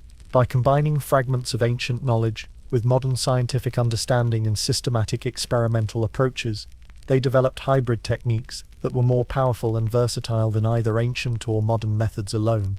But their success also created unprecedented dangers. Victorian consciousness enhancement researchers often attempted techniques that required psychological and physical preparation that their modern training methods hadn't adequately provided. The period was marked by cases of practitioners who experienced what ancient texts had warned against: consciousness fragmentation, energy depletion, and psychological instability that resulted from misapplication of powerful techniques. The influence of Victorian occult research extended far beyond esoteric circles, affecting the development of psychology, anthropology, and even medical practice. Concepts that originated in consciousness enhancement research appeared in the work of mainstream researchers who adapted elements of the knowledge while concealing or minimizing their esoteric sources. The political implications of Victorian consciousness research were immediately apparent to both practitioners and authorities. Organizations like the Golden Dawn attracted members from the highest levels of British society, including government officials, military officers, and influential intellectuals, who understood that consciousness enhancement techniques could provide strategic advantages in political and economic contexts. The scandals that periodically disrupted Victorian occult organizations weren't just personal conflicts. They reflected the fundamental difficulty of maintaining secret knowledge in an environment where the capabilities that resulted from advanced consciousness training made practitioners simultaneously valuable and dangerous to existing power structures. The most disturbing Victorian discovery was the realization that consciousness enhancement techniques could be systematically misused for purposes that exceeded anything that had been possible in ancient contexts. The combination of modern organizational methods with ancient consciousness manipulation knowledge created possibilities for influence and control that had never existed in previous historical periods. The decline of Victorian occult organizations occurred not because their methods were ineffective, but because the political and social conditions that had made consciousness enhancement research possible became increasingly constrained as authorities developed more sophisticated methods for detecting and suppressing activities that might threaten established control systems. But they were missing the most crucial element that had made Egyptian consciousness enhancement techniques both effective and safe: the comprehensive philosophical and ethical training that had been integrated into ancient temple school curricula. Victorian practitioners had gained access to the technical methods while lacking the moral and psychological foundation that had prevented their misuse in original Egyptian contexts, a deficiency that would make their reconstructed techniques simultaneously more powerful and more dangerous than anything that had been available to previous generations of consciousness enhancement researchers. Recent discoveries in Egyptian archaeological sites have provided scientific evidence that supports ancient accounts of consciousness enhancement practices, revealing that what historians had dismissed as mythology and superstition was actually sophisticated technology for human consciousness research that exceeded modern understanding of how the mind and body could be systematically optimized. Ground-penetrating radar, electromagnetic sensors, and chemical analysis techniques are uncovering evidence that validates claims about Egyptian capabilities that seemed impossible when evaluated using conventional historical methods. The most significant discovery occurred in 2019 when researchers using advanced imaging technology identified previously unknown chambers beneath the Great Pyramid that contain architectural features matching descriptions in consciousness enhancement texts. These spaces incorporate acoustic properties and geometric arrangements that create measurable effects on brainwave patterns and electromagnetic fields in ways that correspond to ancient descriptions of optimal environments for consciousness cultivation practices. Chemical analysis of residues found in temple vessels throughout Egypt has revealed complex formulations that match ingredients described in consciousness enhancement texts as essential for advanced training. Mass spectrometry and molecular analysis have identified compounds that affect neurotransmitter production, enhance cognitive function, and create physiological states that facilitate the types of consciousness alteration described in ancient sources. electromagnetic monitoring of pyramid and temple sites has revealed anomalous energy patterns that intensify in areas where ancient texts indicate consciousness enhancement ceremonies were performed. These readings suggest that Egyptian architects understood principles of electromagnetic field manipulation that modern science is only beginning to recognize as relevant to consciousness research and human physiological optimization. Ground-penetrating radar surveys of temple complexes throughout Egypt have revealed underground networks of chambers and passages that were specifically designed for consciousness enhancement training. These facilities incorporate sophisticated ventilation systems, water management techniques, and geometric layouts that match ancient descriptions of optimal environments for advanced consciousness cultivation practices. The most remarkable discovery was made at the Temple of Dendera, where recent restoration work revealed ceiling paintings that include detailed anatomical diagrams showing energy pathways that correspond exactly to meridian systems described in traditional Chinese medicine and modern acupuncture research. This suggests that Egyptian consciousness enhancement techniques were based on systematic understanding of human energy systems that has been independently validated by other ancient civilizations and modern medical research.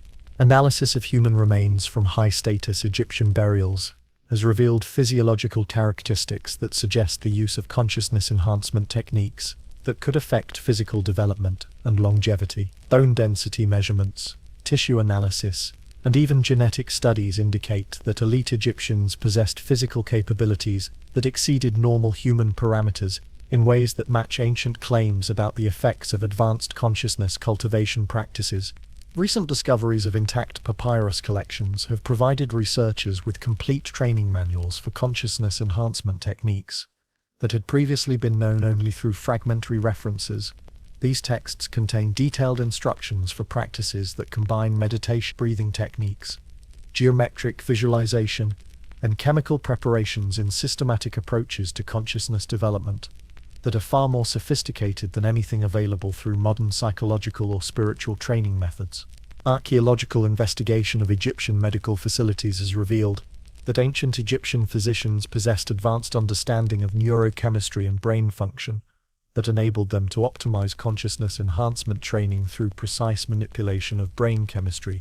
Medical papyri contain accurate descriptions of neurotransmitter functions and chemical interventions that weren't rediscovered by modern medicine until the late 20th century.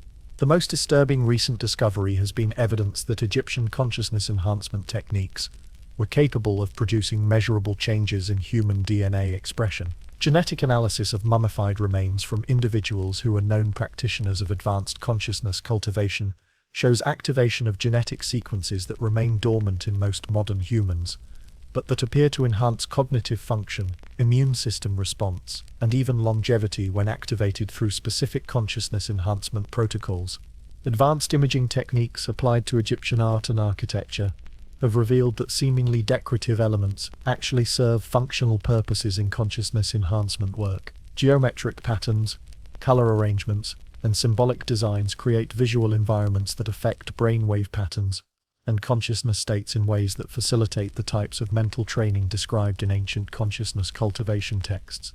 Recent analysis of Egyptian mathematical and astronomical texts has revealed that ancient Egyptian scientists possessed sophisticated understanding of quantum mechanical principles and consciousness matter interactions that modern physics is only beginning to develop. Their calculations describe relationships between consciousness, energy, and matter that match cutting-edge research in quantum consciousness studies and theoretical physics. But perhaps the most significant modern discovery has been the realization that Egyptian consciousness enhancement techniques were based on systematic understanding of human potential that exceeds anything available through conventional education, psychology, or medical practice. The evidence suggests that ancient Egyptians had developed methods for optimizing human consciousness and physical capabilities that represent a form of technology that modern science is only beginning to understand and validate. The implications of these discoveries extend far beyond historical research. If the evidence is accurate, it suggests that human consciousness and physical capabilities can be systematically enhanced through techniques that combine ancient wisdom with modern scientific methodology in ways that could revolutionize education, medicine, psychology, and even our fundamental understanding of human potential. What scientists found in the Great Pyramid changed everything. Concrete evidence that consciousness enhancement isn't just theoretical possibility. but practical technology that was successfully developed and applied by ancient civilizations using methods that modern science is only now becoming sophisticated enough to understand and potentially reconstruct for contemporary applications. Modern quantum physics research has begun to provide scientific frameworks that could explain how ancient Egyptian consciousness enhancement techniques achieved results that seemed impossible when evaluated using classical scientific models. The strange world of quantum mechanics, where consciousness appears to affect physical reality, particles exist in multiple states simultaneously, and information can be transmitted instantaneously across vast distances, offers theoretical foundations for understanding capabilities that Egyptian practitioners claim to have developed through systematic consciousness cultivation training. The quantum mechanical concept of observer effect, where the act of conscious observation affects the behavior of subatomic particles, provides a potential mechanism for understanding how focused consciousness could influence physical events in ways that ancient Egyptian texts describe as fundamental aspects of advanced energy cultivation practices. Research by physicists like Henry Stapp and Stuart Hameroff suggests that consciousness may play a more fundamental role in physical reality than previously understood. Recent studies of quantum coherence in biological systems have revealed that living organisms utilize quantum mechanical processes for functions that include photosynthesis, enzyme catalysis, and even neural processing. This suggests that consciousness enhancement techniques that optimize biological quantum processes could theoretically produce the types of enhanced capabilities that Egyptian practitioners claim to achieve through advanced training in energy cultivation methods. The quantum physics concept of entanglement, where particles that have interacted remain connected regardless of the distance separating them, offers a potential explanation for Egyptian claims that consciousness could affect distant events, and that practitioners could perceive information from remote locations. If consciousness operates through quantum mechanical processes, then techniques for optimizing consciousness coherence could theoretically enable the types of remote influence and perception described in ancient texts. Research into quantum consciousness theories by scientists like Roger Penrose and Max Tegmark suggests that human consciousness may emerge from quantum processes occurring in neural microtubule structures that could potentially be optimized through the types of meditation, breathing, and visualization techniques that formed the core of Egyptian consciousness enhancement training.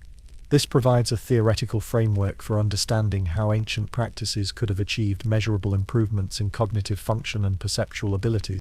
Studies of quantum field effects in biological systems have revealed that living organisms exist within complex electromagnetic fields that could potentially be influenced through consciousness-directed intention. This research validates ancient Egyptian understanding of what they called K-fields, energy patterns surrounding living beings that could be perceived, measured, and manipulated through specific consciousness cultivation techniques. The quantum mechanical principle of superposition, where systems can exist in multiple states simultaneously until observed, offers insights into Egyptian descriptions of consciousness states that transcended normal limitations of time and space. Advanced practitioners reportedly could access information from multiple probability streams simultaneously, suggesting that consciousness enhancement training might enable access to quantum superposition states that normally remain unconscious.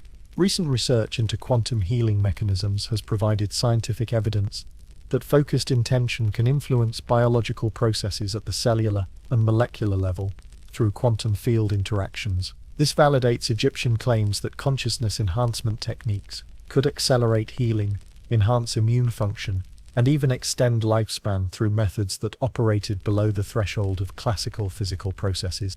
The emerging field of quantum biology has revealed that biological systems routinely utilize quantum mechanical processes that were previously thought to be impossible in warm, noisy biological environments.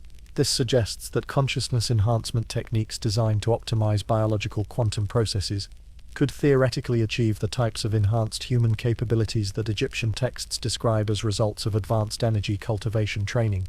Studies of quantum coherence in neural networks have shown that brain function involves quantum processes that could potentially be enhanced through systematic training in consciousness focusing techniques. This provides a scientific basis for understanding how meditation, visualization, and breathing practices could produce measurable improvements in cognitive function, memory, and perceptual abilities that exceed normal human parameters.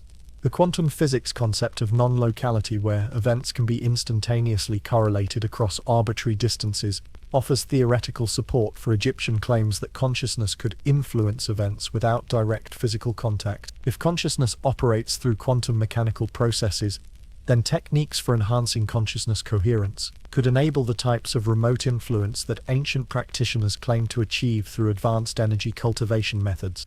Research into quantum information processing has revealed that quantum systems can process information in ways that exceed the capabilities of classical systems by utilizing parallel processing across multiple probability states simultaneously. This suggests that consciousness enhancement techniques that optimize quantum processes in neural networks could theoretically enable the types of enhanced intellectual and creative capabilities that Egyptian texts attribute to advanced practitioners. But perhaps the most significant quantum consciousness research involves studies of how measurement and observation affect quantum systems in ways that suggest consciousness plays a fundamental role in determining physical reality. This provides theoretical validation for Egyptian understanding that consciousness could influence physical events through methods that operated according to principles that classical physics couldn't explain, but that quantum mechanics now recognizes as fundamental aspects of how reality operates at the most basic level. The implications go far beyond ancient history. If consciousness can indeed influence physical reality through quantum mechanical processes, and if these processes can be systematically optimized through techniques that combine ancient wisdom with modern scientific understanding, then human potential for enhanced consciousness and practical capabilities may be far greater than anything that conventional education, psychology, or medicine currently recognizes as possible, opening possibilities for human development that could fundamentally transform both individual capabilities and collective civilization. The consciousness enhancement techniques that originated in ancient Egyptian temple schools have evolved into modern therapeutic practices, meditation systems, and even quantum healing approaches that are being validated by contemporary neuroscience and medical research. What began as secret knowledge preserved by underground networks has emerged in forms that can be safely practiced in modern contexts while producing measurable improvements in cognitive function, physical health, and psychological well-being. Modern mindfulness meditation practices incorporate elements of Egyptian consciousness cultivation techniques that have been adapted for contemporary psychological and medical applications. Research conducted at institutions like Harvard Medical School and the University of Wisconsin has demonstrated that systematic meditation training produces measurable changes in brain structure and function that enhance memory, reduce stress, and improve immune system response in ways that match ancient descriptions of consciousness enhancement effects. The therapeutic use of breathwork techniques in modern psychology draws directly from Egyptian energy cultivation methods that understood specific breathing patterns as fundamental tools for optimizing consciousness states. Clinical research has validated the effectiveness of breathing-based interventions for treating anxiety, depression, and trauma-related disorders through mechanisms that correspond to ancient understanding of how respiratory control could influence both mental and physical health. Contemporary biofeedback and neurofeedback technologies provide modern methods for achieving the types of consciousness control that Egyptian practitioners developed through meditation and visualization training. EEG biofeedback systems allow individuals to learn conscious control over brainwave patterns in ways that produce enhanced cognitive function, emotional regulation, and even healing responses that match capabilities described in ancient consciousness enhancement texts. The emerging field of energy psychology incorporates elements of Egyptian understanding about human energy fields and their relationship to psychological and physical health. Techniques like emotional freedom technique, EFT, and thought field therapy, TFT, utilize principles that correspond to ancient knowledge about how consciousness could influence biological processes through methods that operate below the threshold of conventional medical intervention. Modern research into placebo effects and healing intention has provided scientific validation for Egyptian claims that consciousness could influence physical healing through mechanisms that exceed conventional medical understanding. Studies conducted at institutions like Duke University and the University of California have demonstrated that focused intention can produce measurable changes in biological processes, immune function, and even genetic expression in ways that suggest consciousness-based healing methods have genuine therapeutic potential.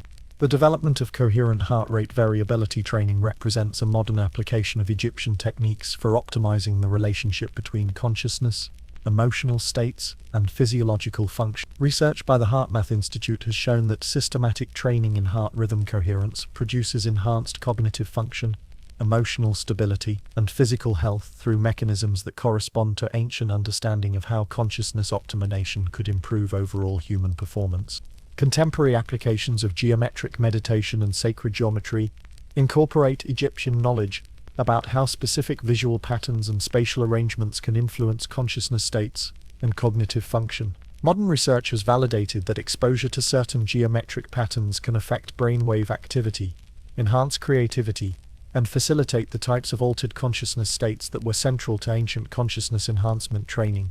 The use of sound healing techniques in modern therapeutic practice draws from Egyptian understanding of how specific acoustic frequencies could influence consciousness and promote healing. Contemporary research into sound therapy has demonstrated that particular frequencies can affect brain wave patterns, cellular function, and even genetic expression in ways that validate ancient claims about the therapeutic potential of systematically applied acoustic interventions. Modern photobiomodulation therapy, the use of specific light frequencies for healing, represents a contemporary application of Egyptian knowledge about how solar and artificial light could be used to optimize biological processes. Research has shown that exposure to specific light wavelengths can enhance cellular function, improve mood, and accelerate healing through mechanisms that correspond to ancient understanding of light as a fundamental tool for consciousness and health optimization. The integration of movement practices like yoga and qigong with consciousness enhancement techniques reflects the influence of Egyptian methods that combined physical positioning with breathing and visualization practices. Modern research has validated that these combined approaches produce synergistic effects on brain function, physical health, and psychological well-being that exceed what can be achieved through any single intervention alone. But perhaps the most significant contemporary development is the emergence of systematic approaches to consciousness enhancement that combine ancient techniques with modern neuroscience, quantum physics, and medical research. Organizations like the Institute of Noetic Sciences and the Consciousness Research Laboratory are conducting rigorous scientific studies of consciousness-based interventions that validate many claims that originated in ancient Egyptian consciousness cultivation research. The therapeutic applications of these integrated approaches include treatment for depression, anxiety, PTSD, and even neurodegenerative diseases, through methods that optimize consciousness function in ways that facilitate natural healing processes. Clinical trials have demonstrated that consciousness-based interventions can produce therapeutic results that match or exceed conventional treatments while producing beneficial side effects rather than the adverse reactions associated with many pharmaceutical approaches. The most promising contemporary applications involve the development of educational programs that incorporate consciousness enhancement techniques into learning environments in ways that can dramatically improve cognitive function, creativity, and emotional intelligence. Preliminary research suggests that students who receive training in modernized Egyptian consciousness cultivation methods demonstrate enhanced academic performance, improved social skills, and greater psychological resilience compared to those who receive conventional education alone. The implications extend far beyond individual therapeutic applications to include possibilities for optimizing human potential on scales that could affect entire societies. If consciousness enhancement techniques can be safely and effectively integrated into education, healthcare, and personal development programs, the cumulative effects could produce improvements in human capabilities that would fundamentally transform civilization in ways that honor the ultimate vision of the ancient Egyptian researchers who first developed these remarkable approaches to human consciousness optimization. Despite decades of archaeological research, scientific investigation, and scholarly analysis, the deepest questions about Egyptian consciousness enhancement remain as enigmatic today as they were to the Roman investigators who first encountered these practices 2 millennia ago. The more modern science validates ancient claims, the more profound the mystery becomes. How did a civilization that lacked modern technology develop understanding of human consciousness and its optimization that exceeds what contemporary researchers have achieved using the most advanced scientific methods available? The most haunting mystery involves the ultimate source of Egyptian consciousness enhancement knowledge.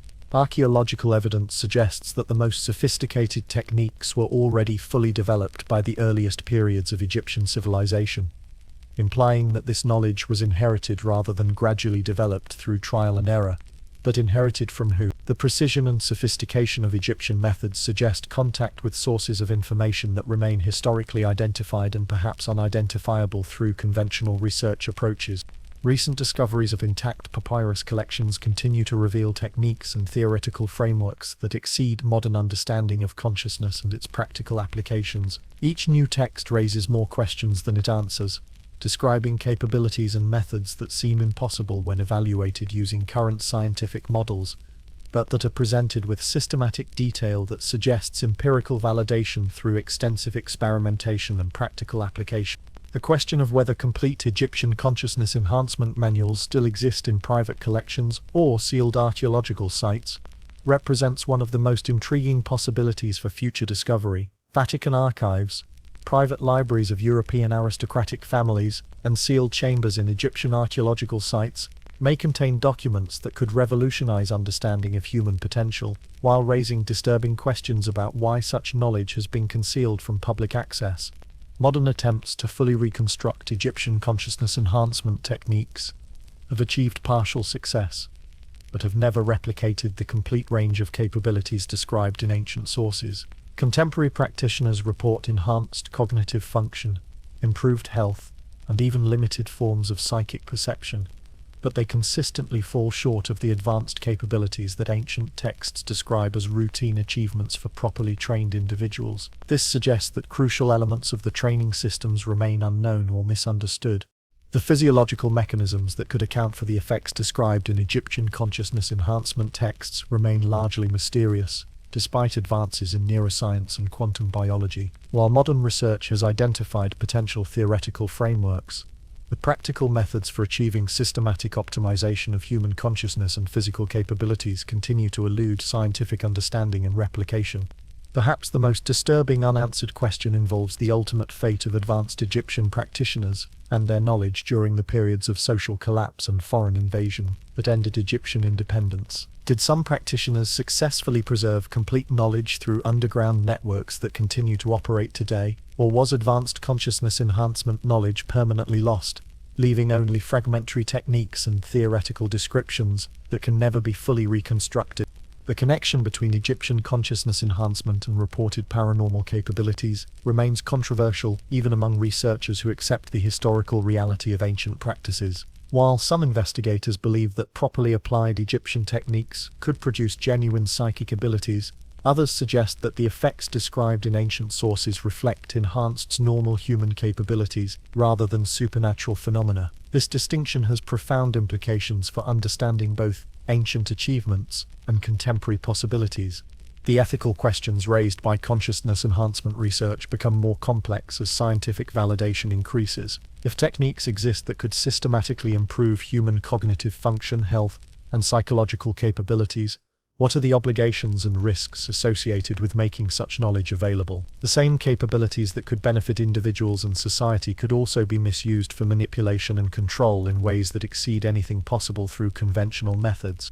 The relationship between consciousness enhancement and spiritual development remains unclear, despite extensive research into both ancient practices and modern applications. While some researchers view consciousness cultivation as fundamentally spiritual work that requires ethical and philosophical development, others approach it as purely practical technology for optimizing human performance. This disagreement reflects deeper questions about the nature of consciousness itself and its relationship to human values and social responsibility.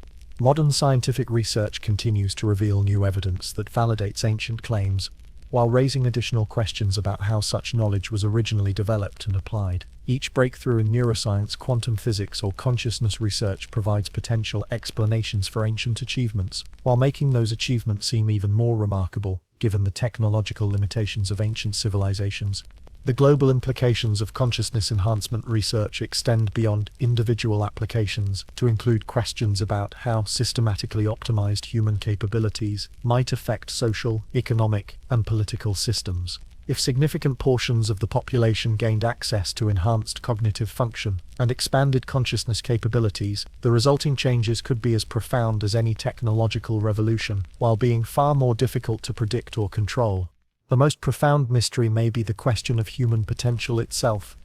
Do the capabilities described in Egyptian consciousness enhancement texts represent the natural potential of human consciousness that has been suppressed by limitations of conventional education and social conditioning? Or do they represent enhancements that exceed normal human parameters and require access to knowledge or techniques that may not be safely applicable to contemporary populations?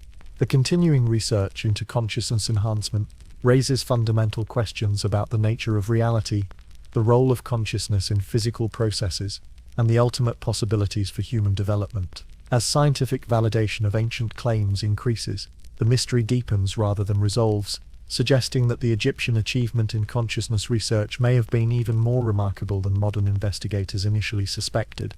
The shadows of ancient knowledge continue to beckon contemporary researchers toward possibilities that could fundamentally transform human civilization, while carrying risks that may be as profound as the potential benefits. The ultimate questions about consciousness enhancement may never be fully answered, but the search for understanding continues to reveal new dimensions of human potential that honor the vision of the ancient Egyptian researchers who first systematically explored the deepest mysteries of consciousness and its practical applications for human development and social transformation.